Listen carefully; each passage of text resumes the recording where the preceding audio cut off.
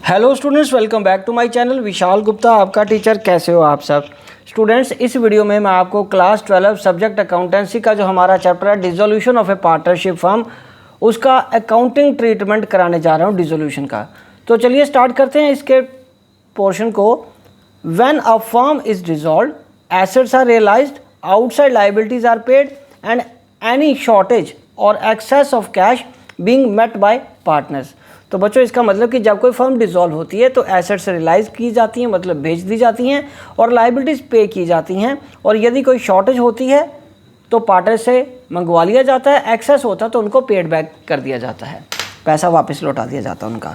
So the books of the firms will have to be close. Books of जो firm की है वो close करनी ही पड़ती हैं। इसको हम डिसोल्यूशन प्रोसेस बोलते हैं।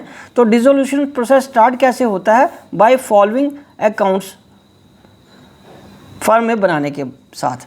पहला बनता है बच्चों रियलाइजेशन अकाउंट, दूसरा लोन बाय पार्टनर्स अकाउंट, तीसरा loan by firm to partners account, fourth partners capital account, fifth cash या बैंक अकाउंट, जैसा भी केस हो उस हिसाब से।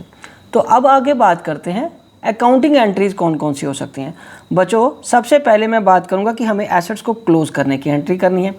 एसेट्स हमारे डेबिट बैलेंस होते हैं तो वो क्रेडिट करके क्लोज करेंगे। Realisation account debited to assets account, मतलब for closing all assets except cash. Except cash के अलावा आपको सारे और बैंक के अलावा सारे अकाउंट क्लोज करने पड़ेंगे। और ये अकाउंट तो आपको पता है कि ये बैलेंस लिखा जाएगा बैंक और कैश अकाउंट में, सारे क्लोज कर देने आपको रियलाइजेशन में ट्रांसफ़र करके। ठीक है स्टूडेंट्स, इसमें इंपॉर्टेंट पॉइंट क्या है नोट करने वाला कि while transferring assets of the realization, सबसे पहले हमें देखना है कि कोई प्रोविजन या रिजर्व अगेंस्ट एसेट्स तो नहीं है। अब ऐसे देखने में तो बड़ा टेक्निकल लाइन लग रही है, बट इसका सिंपली मतलब हमारे पास यहाँ पे आता है कि रियलाइजेशन और अकाउंट को डेबिट कर देना और एसेट अकाउंट को क्रेडिट कर देना। और इसके अगेंस्ट जो प्रोविजन बनी होती है इन्वेस्टमेंट फ्लक्चुएशन रिजर्व, इसको मैंने शॉर्ट फॉर्म में लिखा है, ये आप पिछले चैप्टर्स में भी कर रहे थे, investment fluctuation reserve to realization account. ठीक है स्टूडेंट्स, अब हम आगे बढ़ते हैं उसके फिक्टिशियस एसेट्स की तरफ। फिक्टिशियस एसेट्स का ट्रीटमेंट कैसे करेंगे बच्चों? फिक्टिशियस एसेट्स का जब ट्रीटमेंट करेंगे वो आएगा partners capital account debited to profit and loss account debit balance to advertisement suspense account. ठीक है स्टूडेंट्स, ये इस तरीके से फिक्टिशियस एसेट्स को क्लोज करेंगे। चलिए अब हम आगे बढ़ते हैं। उसके बाद current accounts of current account कैसे क्लोज करेंगे बच्चों? यदि करंट अकाउंट का डेबिट बैलेंस है करंट अकाउंट में तो उसको क्रेडिट कर देंगे और पार्टनर्स कैपिटल अकाउंट में ट्रांसफर कर देंगे, पार्टनर्स कैपिटल अकाउंट को डेबिट करके। तो जर्नल एंट्री क्या रहेगी? Partners capital account debited to partners current account. और यदि पार्टनर्स के करंट अकाउंट का अगर क्रेडिट बैलेंस है तो naturally partners current account debit हो जाएगा टू पार्टनर्स कैपिटल अकाउंट्स। और लोन टू ए पार्टनर वो कैसे होगा बच्चों? वो कैश मंगवा लिया जाता है उनसे, cash account debited to loan to partners. ठीक है बच्चों, तो ये एंट्री बनेगी। अब हम आगे बढ़ते हैं इसके नेक्स्ट पॉइंट की तरफ। ये तो एसेट्स का हिसाब किताब हो गया। अब आएगा फॉर क्लोजिंग द लायबिलिटीज़। तो बच्चों लायबिलिटीज़ मतलब क्रेडिटर्स अकाउंट डेबिट करना है, बिल्स पेबल अकाउंट डेबिट करना है, बैंक लोन अकाउंट डेबिट करना है, लोन फ्रॉम थर्ड पार्टीज, ये सारा कुछ हमने डेबिट करना है टू रियलाइजेशन अकाउंट कर देना है। और उसके बाद फॉर रियलाइजिंग एसेट्स, जिसको हम सिंपल लैंग्वेज में सेलिंग भी बोल सकते हैं, सेल ऑफ एसेट्स, क्योंकि जब तक एसेट्स रियलाइज नहीं करेंगे, बेचेंगे नहीं, तो लायबिलिटीज़ पे कैसे करेंगे? फिर वो चाहे रिकॉर्डेड है या अनरिकॉर्डेड है, ट्रीटमेंट क्या रहेगा? कैश अकाउंट डेबिट करना या बैंक अकाउंट डेबिट करना एज द केस में भी। और पार्टनर्स कैपिटल अकाउंट को यदि कोई पार्टनर एसेट लेके जा रहा है टू रियलाइजेशन अकाउंट कर देना है हमें। ठीक है स्टूडेंट्स, चलिए आगे। तो अब हम आगे बढ़ते हैं for settlement of liabilities whether recorded or unrecorded. So realisation account debited to cash account to bank account to partners capital account. तो बच्चों इसमें नोट क्या है? When an asset is given to creditors towards payment of his dues, तब हम क्या करेंगे? जब कोई एसेट हम किसी क्रेडिटर को देते हैं उसके ड्यूज़ को क्लियर करने के लिए, तब ट्रीटमेंट क्या आएगा? उस केस में हम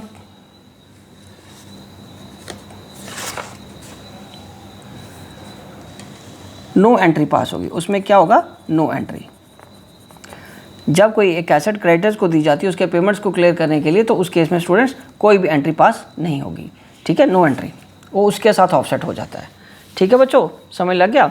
मतलब ये ध्यान में रखना कि जब कोई एसेट हम दे रहे हैं किसी लाइबिलिटी को पे ऑफ करने के लिए तो कोई जर्नल एंट्री नहीं पास करनी, ठीक है जी, याद रखना। चलिए अब हम आगे बढ़ते हैं। फॉर रियलाइजेशन एक्सपेंसेस, ये इंपॉर्टेंट पोर्शन यहाँ से स्टार्ट हो जाएगा, रियलाइजेशन ऑफ एक्सपेंसेस का।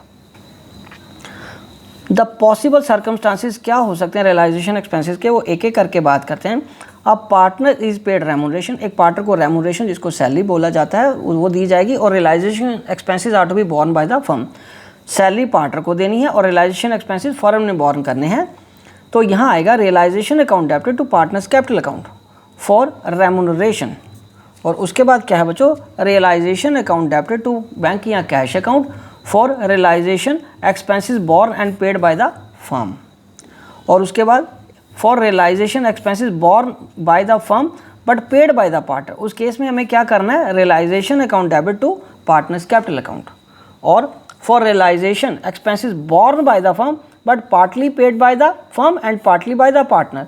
तो नेचुरली उसमें रियलाइजेशन अकाउंट आ जाएगा, डेबिट हो जाएगा, और कैश अकाउंट या पार्टनर्स कैपिटल अकाउंट आधे आधे जितने या जितना भी पैसा उन्होंने बोला होगा उनसे क्रेडिट हो जाएगा। तो बच्चों एक चीज़ देखो, इसमें इंटरेस्टिंग चीज़ है कि रेमुनरेशन पार्टनर को देनी है, रियलाइजेशन तो डेबिट हो ही रहा है सारे केसेस में, और जो खर्चा है वो भी फर्म ने बियर करना है, तो इसका मतलब उस केस में भी रियलाइजेशन क्या होगा, डेबिट ही हो रहा है। ओके, तो केस 1 क्या बना, यदि रेमुनरेशन देनी है तो realization expenses to partners capital account. Number 2 में realization expenses borne and paid by the firm, realization to cash हो जाएगा। नंबर 3 में आपको क्या करना है, realization expenses borne by the firm but paid by the partner, so realisation account debited to partners capital account. और number 4 में क्या आएगा, नंबर 4 में क्या आएगा, for realisation expenses borne by the firm but partly paid by the firm and partly by the partner. तो realisation account debited to cash account और partners capital account, ठीक है स्टूडेंट्स। चलिए उसके बाद हम बात करते हैं B, a partner is paid remuneration, a partner को रेमुनरेशन पे की गई है salary and also agreed amount as realization expenses. तो इसमें सबसे पहले क्या आएगा, for remuneration and realisation expenses payable to a partner, realization account debited to partners capital account, ठीक है जी। और दूसरी एंट्री इस केस में क्या आएगी, for realisation expenses paid by the firm on behalf of the partner. तो उसके लिए क्या करेंगे हम, उस केस में हम करेंगे पार्टनर्स कैपिटल अकाउंट डेबिटेड, और ये गलती से मेरे से फिर यही लिखा गया, इसमें आएगा टू कैश या बैंक अकाउंट, ठीक है बच्चों। तो कहने का मतलब यह हुआ, अब पार्टनर्स को जब रेमुनरेशन मिलेगी and agreed amount of realisation expenses, तो for remuneration and realisation expenses हमने पार्टनर को पेबल करने हैं ना, जो उसकी एंट्री बन गई realisation account debited to partners capital account, और for realisation expenses paid by the firm, तो नेचुरली फर्म के हाथ से कैश चला गया ऑन बिहाफ ऑफ पार्टनर, तो पार्टनर्स को हम डेबिट कर देंगे इस केस में, ठीक है जी। चलिए अब हम आगे बढ़ते हैं केस सी, अब partners is paid fixed amount that includes realization expenses, fixed amount देना, उसमें रियलाइजेशन एक्सपेंसेस उसी ने पे करने हैं। इस केस में क्या होगा बच्चों, पहला जो एंट्री बन रही है, for the fixed amount pay to partner, तो realisation account debited to partners capital हो जाएगा। और दूसरे केस में क्या आएगा, for realisation expenses paid by the firm on behalf of the partners capital account debited to cash और bank account, ठीक है स्टूडेंट्स। तो चलिए अब हम आगे बढ़ते हैं, for realisation expenses paid by the partner carrying out the dissolution process, so capital account of partner is credited with the agreed amount payable to him, thus if the concerned partner has not paid the realisation expenses entry is not passed in for it. मतलब यदि realisation expenses paid by the partner carrying out dissolution expenses, कि realisation expenses उसको pay करने हैं, partner ने ही पे करने हैं फॉर डिसोल्यूशन एक्सपेंस प्रोसेस को कंप्लीट करने के लिए, तो पार्टनर का कैपिटल अकाउंट तो क्रेडिट कर देंगे with the agreed amount payable to him, thus if concern partner has paid the realisation expenses entry is not pass for it. Okay बच्चों, चलो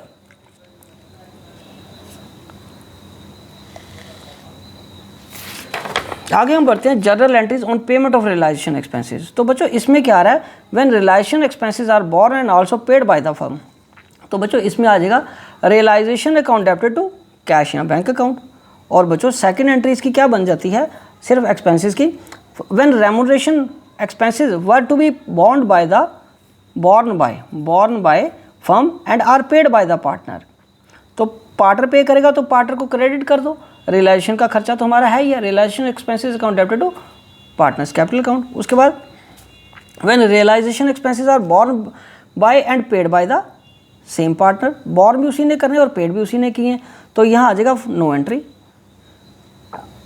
when any of the partners agree to carry out dissolution for an agreed remuneration including realisation expenses, तो उस case में क्या आएगा बच्चों, realisation account debited to partners capital account आ जाएगा। ठीक है जी। और नेक्स्ट है when realisation expenses are borne by a partner and paid by the firm, तो उस केस में क्या आएगा, partners capital account debited to cash और बैंक अकाउंट। राइट स्टूडेंट्स, चलिए अब हम आगे बढ़ते हैं फॉर क्लोजिंग रियलाइजेशन अकाउंट। तो बच्चों जब अकाउंट को ये क्लोज करना है रियलाइजेशन को, तो जहाँ गेन होएगा या लॉस होएगा, जिसको हम प्रॉफिट भी बोलते हैं, दोनों तो इकट्ठे नहीं होंगे ना, इसलिए मैंने बीच में और लिख दिया। तो अगर गेन हो रहा है तो realisation account debited to partners capital account in their ratio. Naturally अब न्यू रेशो ओल्ड रेशो इसमें तो कुछ भी नहीं होता, बस जो रेशो गिवन है उसमें बांट देना है। For loss partners capital account को डेबिट हो जाएगा टू रियलाइजेशन अकाउंट। ठीक है स्टूडेंट्स, तो ये तो सारी जर्नल एंट्रीज रही उसके अकाउंटिंग ट्रीटमेंट की। और एक बार मैं आपको यहाँ पे वो क्वेश्चन बता देता हूँ, फॉर्मेट बता देता हूँ उसका रियलाइजेशन अकाउंट का। तो ये जो बुक मेरे पास है उसमें से रियलाइजेशन अकाउंट का फॉर्मेट ये रहा। ठीक है जी, आप इसी पे फोकस करिए। हाँ, तो अब ये देखो बच्चों, ये फॉर्मेट आ गया रियलाइजेशन अकाउंट का, ये एक एग्जाम्पलरी फॉर्मेट है। यहाँ देखो बच्चों ये सारी एसेट्स हमने बैलेंस शीट से यहाँ पे ट्रांसफ़र कर ली। ठीक है जी, रियलाइजेशन की डेबिट साइड में ट्रांसफ़र कर ली। और यहाँ पे ये देखो ये लाइबिलिटीज़ हैं, ये यहाँ से हमने सारी की सारी ट्रांसफ़र कर ली बैलेंस शीट से। ठीक है बच्चों, उसके बाद यहाँ पे जो भी एसेट्स कैश में रियलाइज़ हुई हैं वो यहाँ आ जाएंगी। ठीक है, ये आ गई। और यदि कोई पार्टनर एसेट ले गया वो भी क्रेडिट साइड आ जाएगी। उसी तरीके से जो लाइबिलिटीज़ हमने पे करी हैं वो यहाँ आ जाएंगी विद एक्सपेंसेस। एक्सपेंसेस अलग से दिखाने तो अलग से दिखा दो, इसी के अंडर दिखाने हैं तो वहाँ भी आ जाएगा। और जो लाइबिलिटी पार्टनर पे करेगा उसको यहाँ पे आ जाएगा। एक्सपेंसेस भी अगर पार्टनर कोई पे कर रहा है तो वो भी यहाँ आ जाएंगे। ठीक है जी। और उसके बाद क्या होगा, एसेट कोई लेके गया वो तो मैंने आपको बता दिया, फिर आपका प्रॉफिट या लॉस निकलेगा उसके बाद। तो ये जो सारी एडजस्टमेंट है वो जैसे क्वेश्चन में एडजस्टमेंट एक एक की होगी वो वैसे वैसे आपने एडजस्टमेंट करते जाना है। और देखो, और इसमें से या प्रॉफिट आएगा या लॉस आएगा, दोनों तो चीज़ें एक साथ आती नहीं है, तो उनकी जो रेशो गिवन होगी उसमें आपने बांट देना है। बट इन चीज़ों का ध्यान रखना, ये ज़रूरी नहीं है कि यही आइटम हर क्वेश्चन में हो, और सीक्वेंस भी आप चेंज कर सकते हो जैसा जैसा क्वेश्चन में गिवन हो। इसमें का कोई, ये तो एक फॉर्मेट थी है ना बेटा, तो एडजस्टमेंट में जैसे जैसे परसेंटेज में कैलकुलेट करने को बोला है आपको एडजस्टमेंट वैसे ही करनी पड़ेगी।